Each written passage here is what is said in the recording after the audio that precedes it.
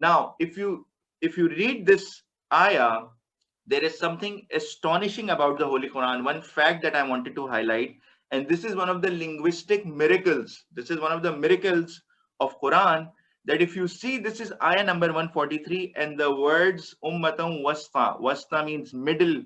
Ummah or middle community is coming right at the middle of Surah Baqarah. So right now we are in the midpoint of Surah Baqarah at ayah number 143.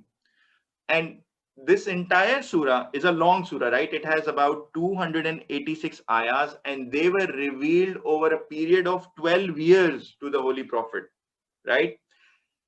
Over 12 years, different ayahs are coming, yet this ayah is coming at the exact midpoint of the surah, Surah Al Baqarah.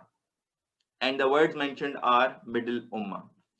So this is one of the miracles of the Holy Quran. Because we have had so many classes, even if we think back, or whenever you're having a long conversation with someone, or if you're having a conversation over 2 days or one day, or if you're studying something, we will never remember this midpoint, right?